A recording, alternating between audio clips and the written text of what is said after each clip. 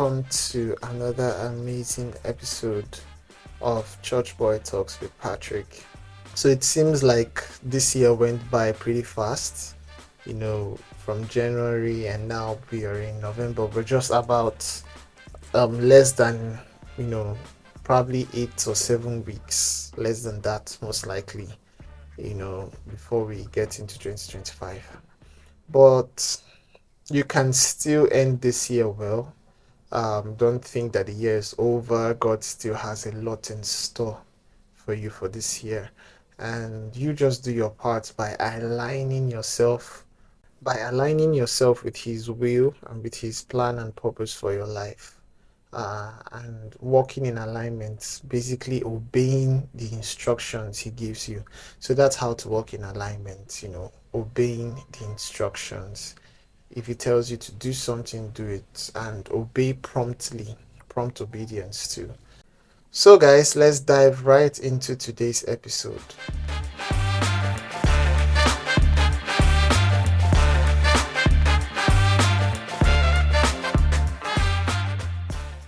Forgiveness is something that, is a major aspect of life. We literally practice forgiveness, most likely even daily, right? Because you're on your way to work, somebody offends you, and then you have to let it go. You're driving and somebody, bumps into your car, or somebody just drives roughly. It could even be a pedestrian crossing the road, or even if you are walking, right? Maybe somebody just did something annoying to you, or maybe you haven't even left the house. Maybe it's your parents, maybe it's your roommates, maybe it's your brothers, your siblings, or your cousin. Essentially, forgiveness is something that we need to practice on a daily basis. In fact, I think most of us subconsciously practice forgiveness. We probably don't think of it as forgiveness. We just say like, okay, I just let it slide. But really, it's at the roots, at the foundation level, it's actually forgiveness. So we forgive daily. But there's another aspect of forgiveness that I think is not as popular as forgiving other people. And that aspect is when it comes to ourselves, on a personal level. So there's an aspect to forgiveness that has to do with us personally, and basically learning how to forgive yourself. One important person you have to learn to forgive is yourself, because if you're not able to forgive yourself, it would affect how your life would turn out to a large extent. And as simple as it sounds, there are people that are still carrying hurt, not hurt from other people, but you could say self-inflicted hurt, or hurt that is as a result of certain actions that they took and they've not been able to forgive themselves, and they are stuck in that cycle of blaming themselves and then saying stuff like if only had I known. And being stuck in that place or being in that cycle is not a place I wish anybody to be in, because it affects your growth, it affects your ability to make progress, and it could even lead to trauma. Yeah, as simple as it sounds, forgiving yourself, if it's not handled properly, it can lead to many mental battles. Just something as simple as that can lead to mental battles. And okay, let's give instances. So maybe you missed out on a big opportunity, and maybe all your life you've always heard people tell you you're not good enough, and then you now missed out on that opportunity. A part of you might now want to say, what if they are right? What if I'm actually not good enough, and that's why you missed the opportunity? Stuff like that. That's just one example. It could be maybe missing out on a husband or a wife. So a guy asked you out, or as a guy, you had the opportunity to ask a lady out and you did not, and now they are now very successful, and it seems like their life is a dream come true. And then you just wonder that, okay, what if I had actually made the move? The truth is, yes, maybe you may have missed out on something, maybe you missed out on an opportunity.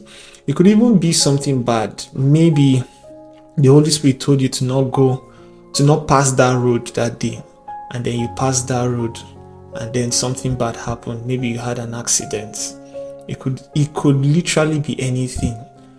But the result of that event, or the result of that action, or the result of that sin that occurred, is that you found it difficult to forgive yourself. You keep blaming yourself for what happened, and you're not able to move forward.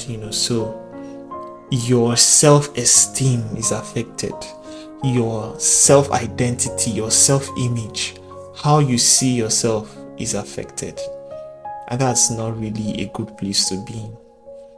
And so today I want you to intentionally search your heart and be honest with yourself, because one thing too when it comes to forgiving yourself is you have to start with acceptance.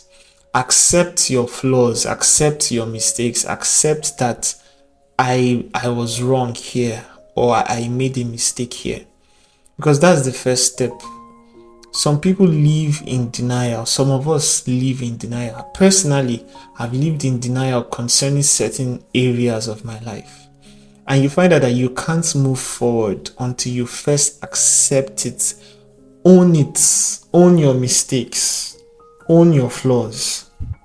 It doesn't make you less, it doesn't make you less of a human being. It doesn't reduce your value. You're the one that's seeing it from that perspective.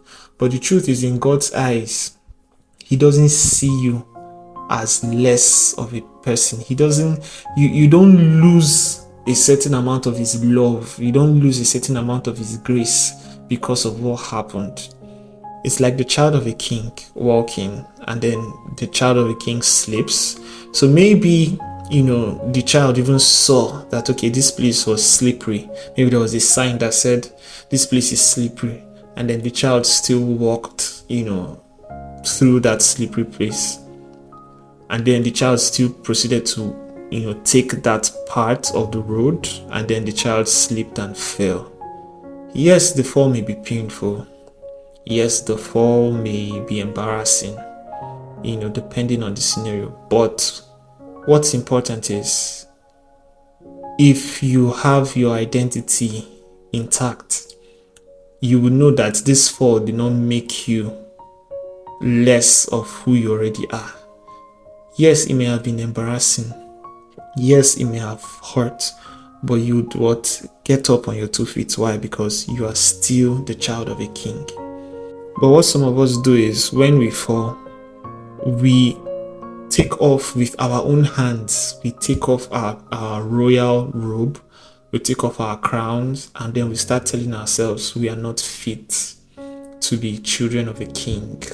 And we tell ourselves we are not fit to be royalty just because we made a mistake. But the truth is, you are still a king's kid. You are still an heir to the throne. You still have authority, as long as you own up to your mistake, and then you stand up and maintain your identity. Your identity is not something that can be changed easily because you made a mistake, or because you missed out on something, or because you took a wrong decision, or you took a wrong action. And somebody might be saying, you don't know what I've done. But that's not true. That's not true. All you have to do is start with accepting your faults. Accept your mistake. And it takes a certain degree of love for yourself to be able to do that. And so, even to be able to accept your fault, you need to love yourself, to say, okay, yes, I made a mistake, but this doesn't change who I am. People make mistakes. The mere fact that we're humans means that we would make mistakes. There's only one person that didn't make any mistake in this life, and that was Jesus, who came and lived as a perfect example, for us, to be able to impute righteousness on our behalf. And he's the only one that lived a perfect life. Every other person in the Bible made mistakes. And that's why we need grace. If there are no mistakes, then there's no purpose of grace. There's no even need for Christ to come down if we're all perfect. But because we make mistakes, because we have that imperfect, side to our humanity, that is why he made grace available for us. So dust yourself up, pick yourself up. Yes, you missed out on that job opportunity. Yes, you betrayed somebody's trust, somebody that really, impacted your life, maybe a boss in the office, and then you lost the job. Maybe you missed out on whatever it is. There are so many things, and the thing is, our stories don't show on our faces, because you might be looking at somebody, it could even be your friend, but you don't know what your friend has been through. You don't know the things that have happened in their life that they are still blaming themselves for. It doesn't show on our faces, and that's okay. What I'm saying is, if you find yourself in that situation, forgive yourself.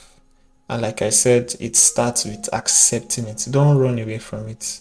The only way you can heal and move forward is when you accept your mistakes.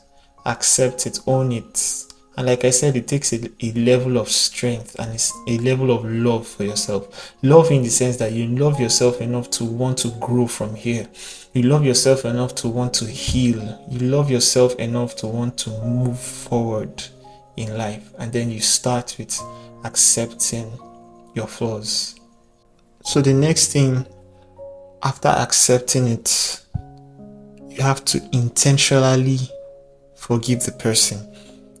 Sometimes forgiveness has to be intentional. There are some offenses that don't really touch you, right? But there are some that, hurt you. In such cases, you can't passively forgive the person. You have to actively, intentionally release the person from your heart and, let the person go. And in this case, that person is yourself. So I'm not saying you should let yourself go, but I'm saying intentionally forgive yourself. Intentionally look inward and find that space and heal and forgive yourself for the mistakes that you made. Forgive yourself for those things you blame yourself for. And pray about it. Ask the Holy Spirit to help you. Because sometimes you may need to take some steps, like physical steps, in order for that wholeness to happen in your heart and in your mind and in your body. You may have to take some steps. So pray about it. After accepting and owning up to the mistakes you made, pray about it. Ask God. Ask the Holy Spirit. The Bible says, by strength shall no man prevail. Ask God to help you. Ask the Holy Spirit to help you forgive yourself, to help you move forward. And then in some cases, if you're not even able to forgive yourself, you'll find it hard to even accept God's forgiveness. And when you find it hard to accept God's forgiveness, the devil uses it against us. We now find ourselves living in guilt, living in shame, feeling like you're not good enough. Sometimes it now creates self-righteousness, in the sense that you are now trying to get God to love you subconsciously. And God is saying, no, you don't have to do anything to make me love you. I love you already with an everlasting love. I love you already with an everlasting love. While you were yet a sinner, I died for you. And I don't think there's no greater expression of love than to take or to lay down your life for somebody else. And God is telling you that I did all this for you. You don't have to work to get my love. You don't have to work. You don't have to go through a period of self-righteousness trying to buy my love. Because if you fall into that trap, what will happen is the next time you fall, the cycle continues. The cycle continues because anytime you make a mistake, you would always want to do something to get back, in quotes, God's love. Whereas that's not the case. God's love is there always for us. All we have to do is accept it. And we have to accept His forgiveness too in this case. And so this is why forgiving yourself is very, very important. So take steps, accept it, accept your flaws, accept your mistakes, pray and ask the Holy Spirit to help you. And then if you even need to speak to some people, please do. You might need to speak to a pastor, a friend, a sibling, somebody that you trust, and somebody that, not just somebody that you trust, somebody that has proven themselves to be reliable to a large extent, because you don't just want to share sensitive information with just anybody. And so you may have to look deeply and not just be moved by your emotions, but to look at somebody that you trust, somebody that has been vetted either consciously or subconsciously as a reliable person. Because sometimes just saying things to somebody or just telling somebody what's on your mind aids in the healing process. It aids in the ability for you to forgive yourself. And then the person might even encourage you and say, oh, you think what you did is bad, look at what I did and I've forgiven myself. And that might even encourage you that, oh, if this person can move on from this kind of mistake, then I can too. Or even if that's not the scenario, the person can encourage you and say, okay, what you did is not so bad. It's not beyond the reach of God's forgiveness. It's not something that you should put your life on hold, as a result of that. And so guys, I would stop here. So these 3 steps are what I believe can help aid you in forgiving yourself. Sometimes you may not even need to get to step 2 and 3, but bottom line is, do your best. Do everything possible to heal. Do everything possible to forgive yourself. Because if you don't forgive yourself, that wound that you caused for yourself, of course, maybe it may be intentional, it may not be intentional, but if you don't forgive yourself, that wound will remain open, and it will affect your life as a whole. And the thing is, the danger is you might adjust to it. It might now become your normal character, in quotes, and then you might now feel like this is who you are. No, that's not who you are. That's not who you are. Look deeply within yourself and find that space to forgive yourself. Ask the Holy Spirit to help you. And then trust me, as you forgive yourself, you'll be able to move forward. And not just one time. Have it in mind. Decide that you would make it a habit to forgive yourself. Because the truth is, you will still make more mistakes. So guys, with that being said, we've come to the end of today's episode. Till I come your way next time, this is Church Boy Talks with Patrick. Stay blessed and enjoy your weekend.